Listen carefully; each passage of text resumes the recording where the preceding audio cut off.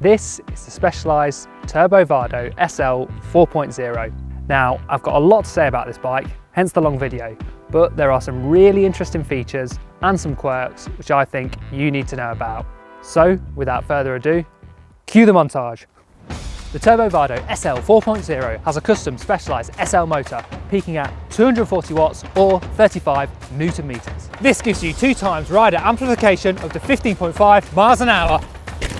It has a 320 kilowatt hour battery with a range of up to 80 miles. This can be boosted up to 120 miles with a range extender. The frame is lightweight aluminium with internal cable routing. It weighs 15.41 kilos. The tyres are 38C Specialized Pathfinder Sport. They're pretty wide, so should make for a comfortable ride. The gears are Shimano Dior. You also get a clutch rear derailleur to stop the chain from rattling. This keeps your bike sounding nice and smooth. Hydraulic disc brakes are from Tektro. They have 160mm rotors and have plenty of stopping power. And finally, you can download the Specialized Mission Control app, which unlocks some really cool features. So, with the headline specs out of the way, what is it like to ride? So the first thing to say about the Vado SL is what a nice place it is to be when you're riding. Thanks to that low weight of 15.5 kilos, it doesn't feel like some giant ungainly e-bike. It's nice and manoeuvrable, even when you get over the 15.5 mile an hour limit and the motor cuts out. And on descents like this, it's very confidence inspiring. I don't feel like it's going to wobble or anything like that. The bike's seat angle, which is this bit here, is 73.5 degrees, and that's relatively steep. What it means is that on climbs like this, it pitches you nicely over the bottom bracket and over the pedals. It's nice and easy to get the power down. The bars are 680mm wide, and I think this is spot on for a commuter e-bike. Any wider, and it's going to start to feel a bit ungainly. You might struggle to fit through gaps and just feel a bit too big out on the road. Any narrower, and you're going to lose control. But about 680mm, that feels just right for me. Talking of getting the power down, let's talk about the Specialized SL 1.1 motor. Now, this is a custom motor, and so far it has really impressed. There are 3 modes, which can be controlled by the handlebar unit just here, or the top tube unit just here. I tend to use the handlebar unit the most, as obviously it's the easiest to access with your thumb. And with the top tube unit, there's 2 buttons on there and they're quite easy to mix up. So a few times I've accidentally turned the motor off when I've actually wanted to boost it into a higher mode. So I'm out riding and I thought I'd give you some impressions of what the modes are like. I'm in eco mode now, so that only gives 35% of assistance. So not too much, and when you're riding, it feels pretty subtle. You're still doing quite a bit of work. The motor doesn't make too much noise, and yeah, it's definitely one. If you think you may want to try and improve your fitness a bit while still getting a little bit of assistance, I think the eco mode is a good shout. Moving it up into the middle mode now, sport. Sport gives you 60% assistance, although as you'll find out later, that can be adjusted in the Mission Control app. Sport is definitely the best combination of assistance and range, so it's probably where I spent most of my time. Again, it's really natural feeling. The noise from the motor's gone up a little bit, not too much though. Coming up to a hill now, put it into boost mode, feels pretty good. What I found with boost mode, especially when you're on hills, it doesn't necessarily suit grinding out the saddles like this. And it's better, change down a few gears, and if you spin like that, you probably hear the motor wearing a bit more now, and it seems to just pull you up the climbs. Some nice corners coming up. Again, the bike's such a nice place to be when you're going down descents like this. It feels really stable, even at high speeds. Now we're onto a really steep hill now. If I was on my normal bike, I'd be grovelling up in my lightest gear. I only weigh 65 kilos, but if you weigh like 80, you may think on something really steep like this, you'd want a stronger motor, but for most riders, you can still spin up. Normally I wouldn't be able to talk. It's quite funny going up here and being able to talk. Top now, cruise back down home. Now onto charging and range.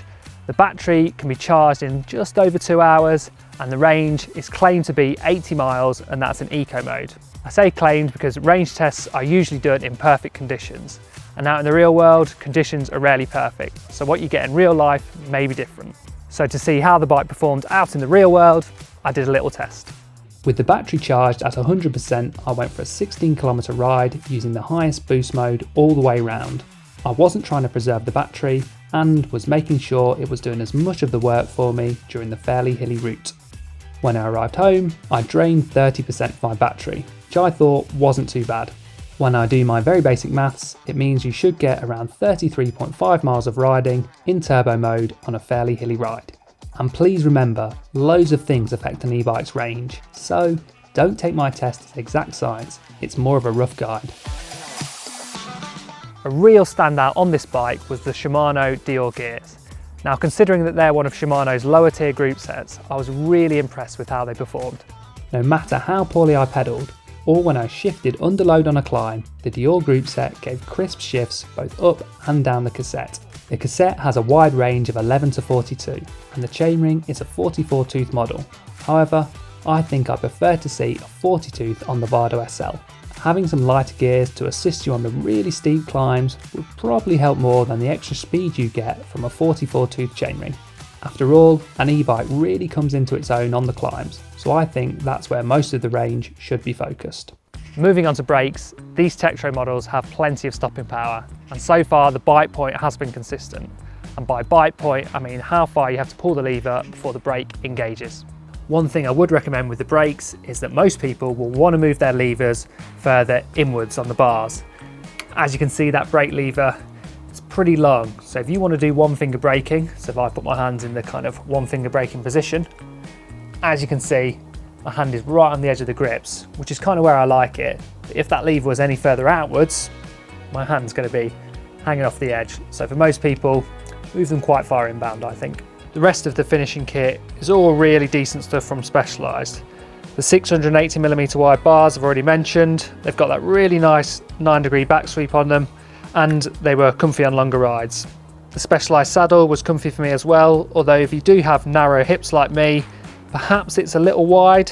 That's 155mm, and I'd prefer something a little bit narrower, but for most people it should be okay. Finally, the Specialized stem, which you can either run upright or inverted for a lower position. Again, no problems there. Now onto a feature I absolutely love about this bike, the lights. Sometimes lights which come with bikes can be a bit on the tame side, but this front headlight is the real deal. It's 210 lumens and properly bright, easily lighting up the road on all but the darkest of areas. If you were riding it at night, in the woods on a gravel track, or a pitch black country road, then you may need some more firepower in the form of a light that fits on your helmet. But for riding around town or anywhere there's moderate light pollution, it's more than capable. The Specialized Mission Control app deserves its own video really, and this video is already long enough. So to avoid going into too much detail, I'm just going to go over some of the key features I thought were really cool. First up, the app lets you track your rides, giving you all the important metrics, such as how much battery you have left, how far you've ridden, how long you've been riding for, it's all there. But more interesting for me is that the app allows you to custom tune your modes. So if you find level 3 a little harsh at 100% assistance, you could drop it down to 80%, which would have the knock-on effect of saving you some range. And if you really want the bike to make all the decisions for you, there's a smart control feature. This will automatically adjust the power of the motor during the ride to make sure you finish with enough charge left in your battery. No bike is 100% perfect, so I'm not going to lie to you and tell you this one is either. However, there's not much I'd change. First up, the grips. Lots of people get on well with the wider ergonomic grips found on the Vado SL, but for me, they put my hands in a slightly weird position. The Specialized bars already have a really nice 9-degree back sweep, which puts my wrists in a very comfortable position. However, when you add in the ergonomic grips, that kind of pushes them a little too far inward. So I prefer a more traditional grip as I get a better position with it. However, changing the grips are really easy, so this is by no means a deal breaker. The seat clamp on the bike looks really neat, and so far my post hasn't slipped, but its position there does mean that if you have a multi-tool, it's quite hard to access and you can only do like a quarter turn. Obviously, if it was on the side, it wouldn't look quite as neat, but it would be much easier to use. The 38C Specialized Pathfinder tyres They're nice and wide, they're really comfortable, but there was a situation where I found them a little unnerving. Now, as you can see, there's a smooth inner tread down the middle and the rougher outer tread. On really smooth tarmac, when you're leaning from that smooth inner tread to the rougher outer tread, it kind of felt like the tyres were starting to squirm and squeal a little bit. Now, I never crashed, I never lost grip, but I felt it was one of those things worth mentioning, as it may take a little while to get used to. And obviously tyres are a really easy upgrade if you wanted to change. One thing worth mentioning before I sign off, and looks are down to personal preference, but I think the Vado SL looks absolutely amazing. Specialized have done a brilliant job of subtly mixing a stylish commuter bike and a practical e-bike into one complete package. This means it does the job all good looking bikes should. Every time I look at it, I want to ride it.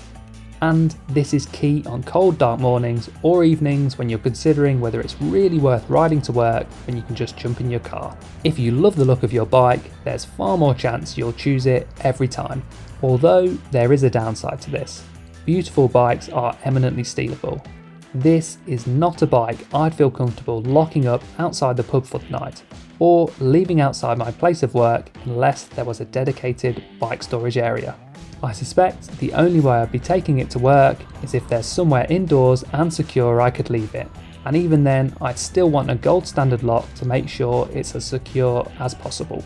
So there we have the Specialized Turbo Vado SL 4.0. I've really enjoyed riding this bike, and if you have any questions for me, please leave those in the comments. And as always, don't forget to like, subscribe and click the little bell icon, so every time we upload a new video, you get a notification. Bye!